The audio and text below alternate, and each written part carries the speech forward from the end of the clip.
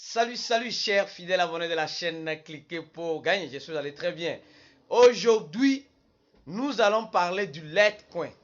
Nous allons parler de FTX. Nous allons parler de la FIFA. Et pour en finir, nous allons parler de trois projets, je dis bien trois projets. Trois projets qui peuvent revenir à zéro, qui sont dans les top 10. Oui, donc si tu es jusqu'à la fin de cette vidéo, tu auras la liste de ces trois projets et tu sauras la décision peut-être adéquate à prendre en ce moment et dépendant de celui qui est en train de dire cela. Alors donc, si vous n'êtes pas encore un fidèle abonné, prenez l'agréable plaisir de vous abonner et surtout d'activer la clochette de notification pour ne rater aucune de nos prochaines vidéos comme celle-ci. Les gars, cette affaire de Sam, FBF là, l'ex-CEO de FTX, ça commence par être de la comédie. Sérieux. Je ne sais pas comment vous voyez ce feuilleton là, mais ça ressemble maintenant à la comédie qu'ils sont en train de jouer avec nous. Tantôt, on nous dit qu'il a fait des dons aux politiciens. Tantôt, on le convoque pour parler devant le Congrès américain. Tantôt, il dit qu'il ira. Tantôt, il dit qu'il ne sait pas s'il ira. Qu'est-ce qui se passe concrètement? Qu'est-ce qui se passe concrètement dans cette année? On nous dit simplement que il n'a pas confirmé s'il ira ou bien n'ira pas au congrès auquel il a été convoqué dans quelques jours. Il y aura ce congrès. Donc, il a peur de quoi? Si tu n'en as à te reprocher, si tu sais que tu es nickel, tu es blanc comme Blanche-Neige, vas-y. Vas-y. Quand le marché était haussier, c'était eux toujours cravatés, tout. Maintenant, quand ça chauffe là, montre aussi que voilà. Non, mais carrément, ça devient de la comédie qui sont toujours avec la communauté crypto. Sincèrement. Tantôt, ils disent que donc, ils vont ouvrir le retrait avec les retraits de FTX aux États-Unis. Mais qu'est-ce qui se passe? Sincèrement, qu'est-ce qui se passe?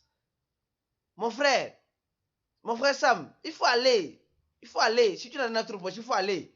Il faut aller. Ou bien tu as peur qu'on te coffre directement là-bas. On ne va pas te faire comme le gars de Luna Terra. Lui, on l'a pas encore coffré. Toi, peut-être, on va te coffrer rapidement. Mais, on nous dit dans cet article que ces relations entre les politiciens là, franchement, ça l'avantage beaucoup. Ça l'avantage beaucoup. Inclut qu'il a aidé à la campagne du président américain, Joe Biden. Donc, est-ce qu'il est en train de recevoir des faveurs? Sûrement que oui. D'abord, pour continuer la vidéo, je tiens à vous dire une chose, rapidement. Nous savons qu'aujourd'hui, c'est l'anniversaire 9 ans du Dogecoin. Hier, ceux qui ont regardé nos deux vidéos, oui, surtout celle-ci, c'est 9 ans du Dogecoin aujourd'hui. Oui, 9 ans de Dogecoin.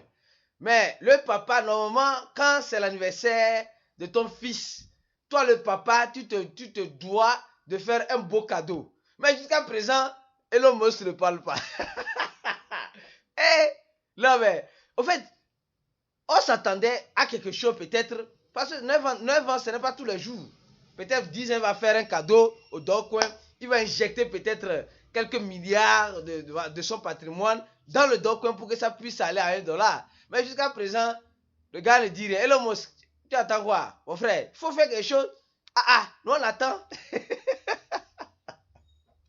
Alors donc, ce matin on nous dit simplement que un investisseur bien formé dans les cryptos sera un investisseur riche. Cette phrase dit beaucoup de choses. Un investisseur bien formé, ce n'est pas une formation où tu viens et après il y a à peine suivi. Attention, quand quelqu'un veut se former, c'est comme si un bébé qui vient de naître et qui veut apprendre dans les mois qui suivent à marcher. On doit le tenir par la main. Plusieurs fois jusqu'à ce qu'il soit autonome. Donc, la formation que Cliquez pour gagner vous offre, on vous aide, on vous tient la main au début. Et après, vous êtes aguerri, vous savez franchement les décisions adéquates à prendre. Alors donc, venez vous former et bien vous former. En crypto-monnaie, ce n'est pas la formation. La formation est importante. Mais ce qui est encore plus capital et important, c'est être bien formé. Parce que dans ce bien-là et dans cette formation-là, tu prépares pour être un investisseur riche. pas simplement riche à l'instant T avec l'argent que tu gagneras, mais riche en connaissances. Parce que quand tu es riche en connaissances, quand tu auras l'argent, tu sauras quoi faire avec cet argent. Donc, c'est important de venir vous former. Le lien se trouve toujours en dessous de la vidéo. Vous payez les $80. Vous aurez accès à notre cours VIP et l'accompagnement. Je dis, mais l'accompagnement dans cette formation se fera dans le groupe VIP. Donc, c'est très important, s'il vous plaît, de vous former. Surtout en ce marché baissier pour préparer le marché haussier. Ce n'est pas dans le marché haussier que vous allez vous former. Attention. Alors donc, deuxième information rapidement. Celle-ci. Coca-Cola. Oui. Coca-Cola. Vous vous rappelez la publicité. Ça, quand je pense à Coca-Cola, je parle un peu de R7. Ronaldo. Qui est le Portugais qui avait la boisson à côté. Et il voit Coca-Cola. Il dit, ah quoi, l'eau. Donc il faut boire l'eau. Donc c'est que Coca-Cola, c'est pas bon pour la santé. Donc Coca-Cola est en train de lancer des NFT de la Coupe du Monde. Mais en partenariat avec qui? Avec Crypto.com. Oui, en partenariat avec Crypto.com. Oui. Nous savons. Il y avait des rumeurs récemment que c'était insolvable, etc. Mais apparemment, tout semble être rentré dans l'ordre. Mais je me demande, pourquoi il n'y a pas Binance ici? Vous ne vous êtes pas posé la question. Vous ne vous avez pas posé la question. Pourquoi Crypto.com, qui est l'échangeur qui n'est pas le top premier, qui a de l'influence, mais pas si grand, est ici, dans la Coupe du Monde. Déjà, Binance n'est pas là-bas. Qu'est-ce qui s'est passé? Binance, il y a eu quoi? Ou bien tu n'étais pas intéressé par cette Coupe du Monde? Non, mais c'est la publicité pour les cryptos.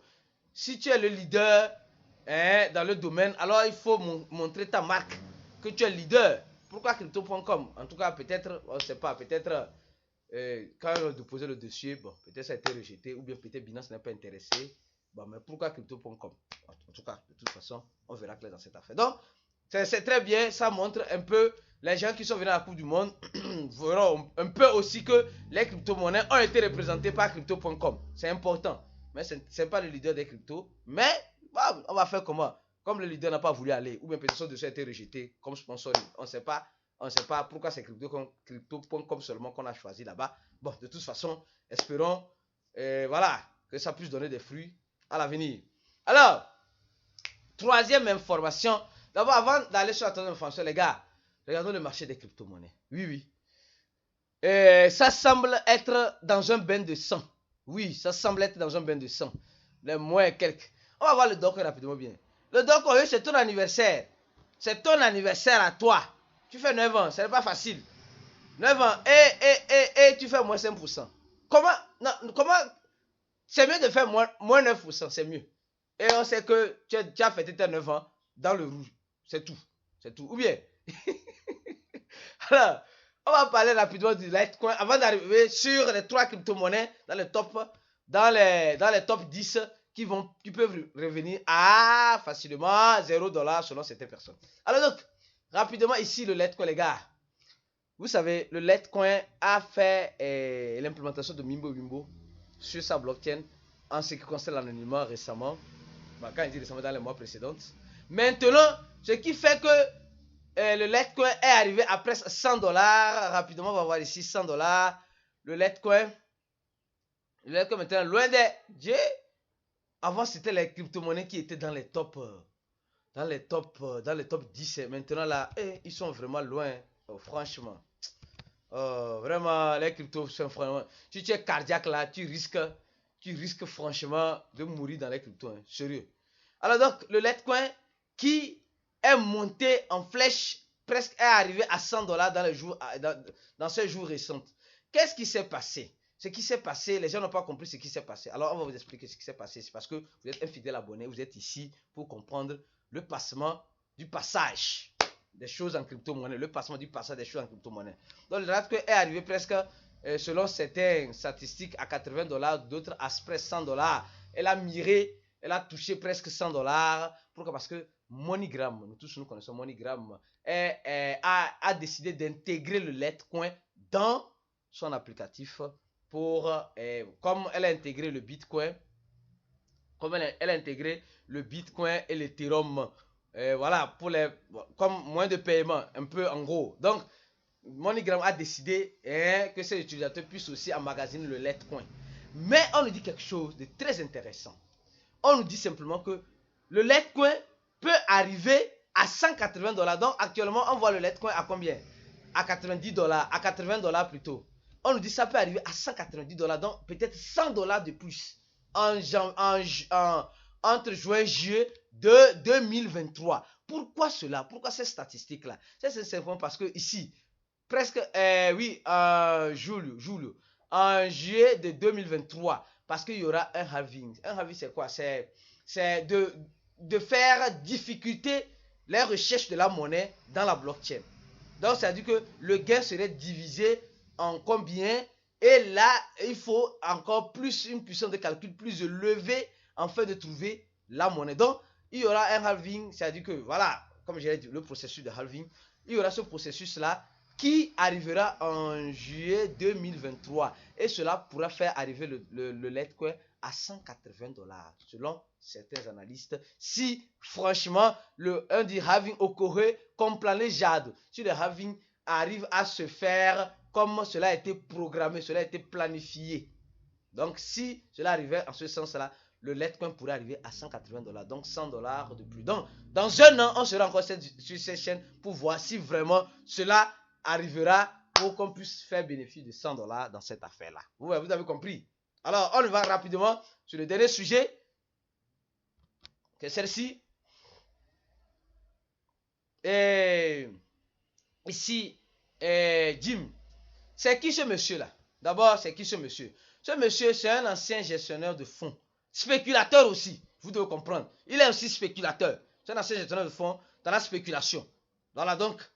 Et aujourd'hui, il dirige les médias. Il dirige certains médias, je crois bien. Oui, je crois bien.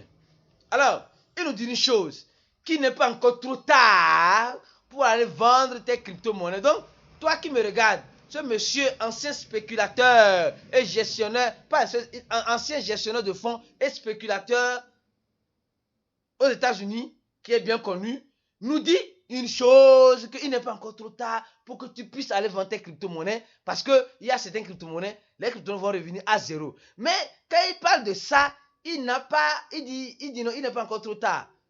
Maintenant, je vais vous citer le nom de ces crypto-monnaies qu'il a cité. Il a parlé du Ripple, qui va arriver à zéro. Il a parlé de Ada Cardano, qui va arriver à zéro. Il a parlé de Matic, de Polygon, qui va arriver à zéro. Il a parlé de Dogecoin, qui va arriver à zéro. Bon, maintenant là-haut, si on prend ces crypto-monnaies là-haut, de vous à moi.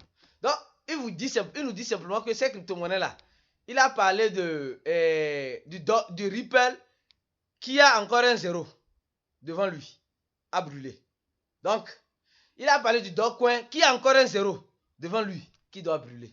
Il a parlé de Ada Cardano, qui a encore un zéro devant lui, qui doit brûler. Il a parlé de Polygon, qui a encore un zéro devant lui, qui doit brûler. Mais pourquoi il ne va pas parler du BNB? Pourquoi il ne va pas parler d'Ethereum? Pourquoi il ne va pas parler surtout du Bitcoin?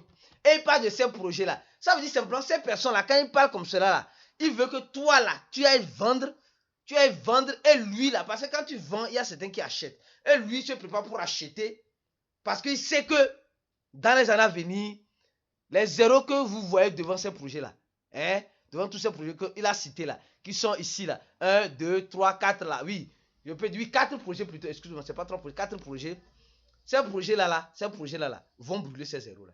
Oui, c'est ça. En fait, c'est ça. C'est ça. Donc, il te dit, toi, d'aller vendre. Et lui, parce qu'il a l'argent, parce que c'est un spéculateur, il va acheter. Et quand ça va monter, lui va vendre. Il va venir te revendre encore. Donc, vous avez compris un peu leur jeu. Vous avez compris. Juste que vous avez compris. Vous êtes déjà un aguerri. Vous êtes déjà informé sur ces chaînes-là. Vous avez déjà compris ce qu'il est en train de faire. Donc, il veut se terminer du food pour lui acheter plus. Donc, alors, si tu vas céder à ce food-là, tant mieux pour toi. Donc, comme je dis, c'est dans ce marché baissier que c'est important de te positionner dans le bon projet. Alors, donnez-moi la vidéo, partagez-la au maximum dans plusieurs communautés crypto pour informer la communauté crypto et mieux encore, abonnez-vous à cette chaîne parce que nous allons venir très prochainement dans une deuxième vidéo avec des sujets plus intéressants comme celle-ci. On se dit à la prochaine et ciao!